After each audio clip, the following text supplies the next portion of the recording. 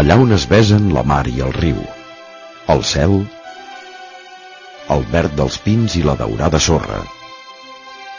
Una ciutat, el Prat del Llobregat.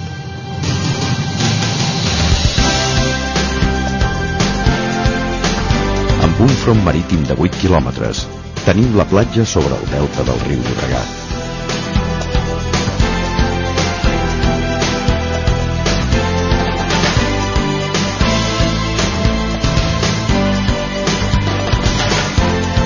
Una reserva natural amb fauna i flora ben diverses.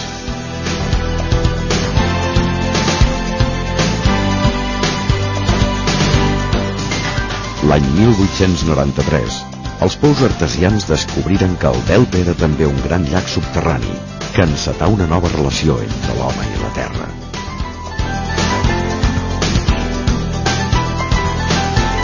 Tot i que durant molt de temps va ser conegut com l'Horta de Barcelona.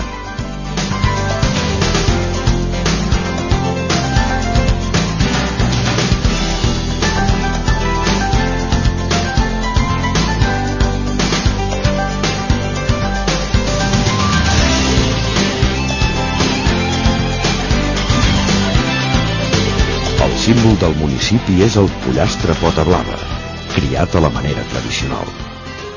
Al segle XX arribà la industrialització, amb la papelera espanyola i la seda de Barcelona. Ara el Prat és el punt estratègic del sector terciari i de la logística a Catalunya.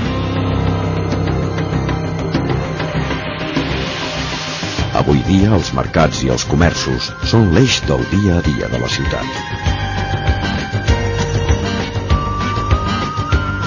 El creixement urbanístic anà paral·lel a les demandes socials.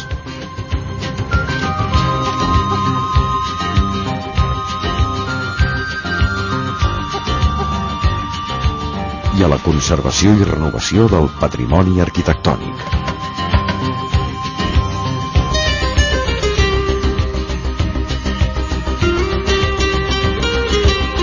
Un dels grans projectes del segle XXI és la construcció de l'Eixample Nord de la ciutat.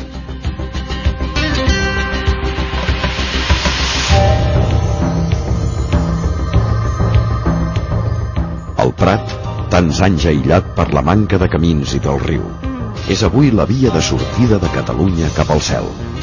Amb la creació el 1916 del primer camp d'aviació, arribà a tenir 3 aeroports funcionant al mateix temps. El 1941 van ser unificats i es construí l'aeroport internacional.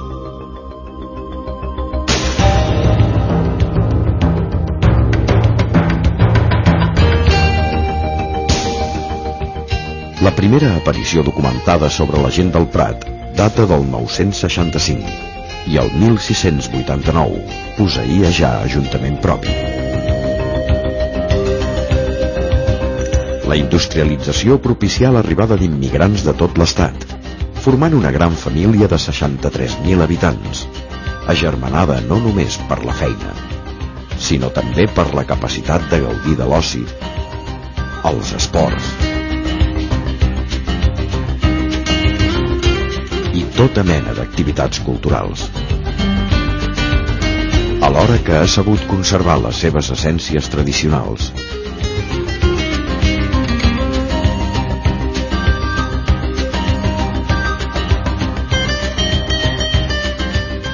Tot barrejant-les amb les d'altres cultures.